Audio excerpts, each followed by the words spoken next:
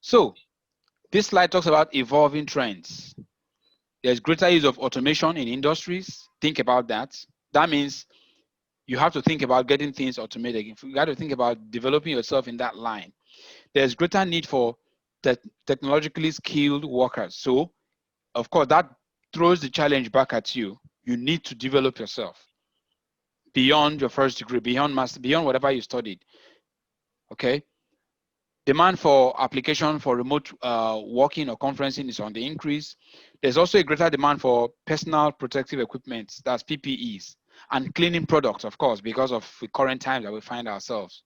You know, more funding for immunological and medical research. People are trying to get more secure, safer, preserve their health, right? So that means if you are someone who have that as a skill or as a gift, in terms of in the health sector, something about what you can do in the medical system, in the in that area of life, you are likely to get support from people if you come up with something that people will benefit from. And then there's, of course, in this period of being mostly at home, a lot of people spend time at home listening to news, blogs, podcasts. So if it is something you have a flair for and you're likely to do very well in, then you need to dig deep and bring that out of you, because that may just be your employer. That could just be your employer and not the big company out there. Virtual entertainment or virtual planning of events is there. Supplements and businesses is there. Of course, specialist cleaners, online learning like we're doing now. Of course, I talked about the event planning. They're all there, you know.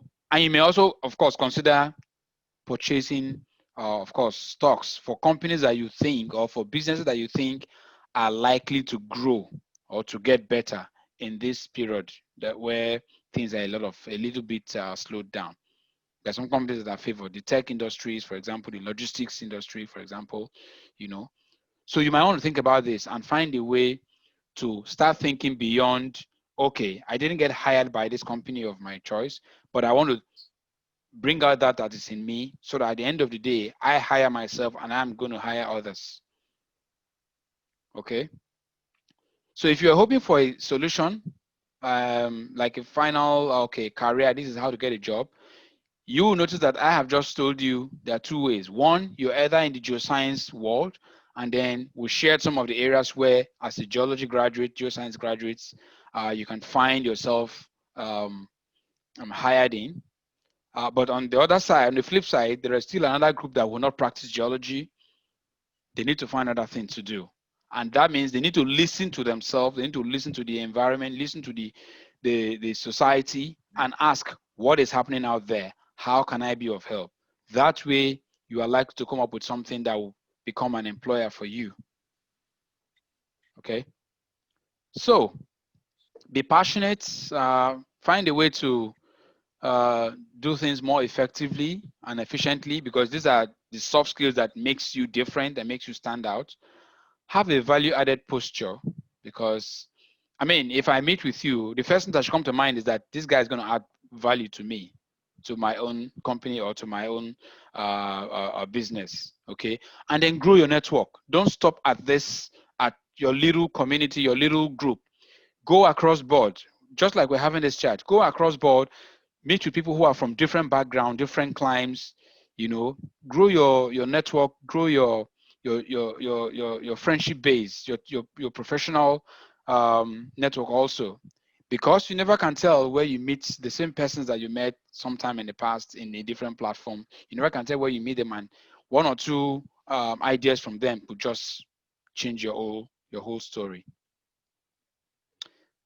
So that's the last slide here. Just says your graduating grade is very good. It could influence your employability, which is really good. But there are some other things, some other attributes which are actually very important: skills, knowledge, and attitude.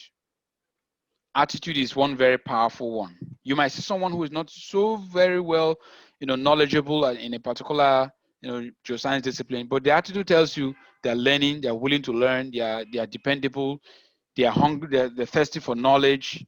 you would like to work with that person. That's the truth of it. So these are things that are just not part of our training in school, but it's just there. It's a training in life, not school. Okay. You need to find a way to distinguish yourselves with soft skills, leadership skills. Find a way to work in groups, anything that will develop you beyond what you already learned in class.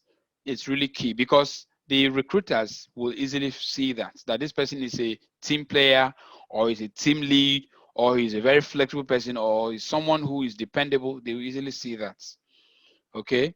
And like I also said, if you're interested in practicing other disciplines, or maybe you couldn't get a choice job, like we shared, there are multiple opportunities also. You need to think deep, you need to research, and you need to self-assess yourself. Sit back and think about yourself. Okay, if there were no geology degree and it's just you with your legs and your arms and your brain that works, what can you do to solve a solution, to provide a solution to a problem? What the first question will be, what is out there that is in vogue? What are people demanding? What are people asking? What service are people looking for? And then you ask yourself, what is it that comes easily for me that I can bring out and to provide a solution to that thing? That might just be your job. People go into fashion, people go into all kinds of stuff just by without any form of schooling. Some people are into comedy, anything, you know, but they're making a living from it. And they're not at the mercy of one company or the other. Okay. So survey the society, check out the economic trend. Ask yourself, in the next 5-10 years, from the way things are going, will this sector be valuable? Will it continue with all the economics and dynamics? Will it continue to be viable? Should I develop myself in that area or in some other area? These are things that will help you make the best call in going forward. So for me, I always tell people, like, there's no limit to how much you can climb. You just have to think deep and bring out that inner stuff that you didn't know was there.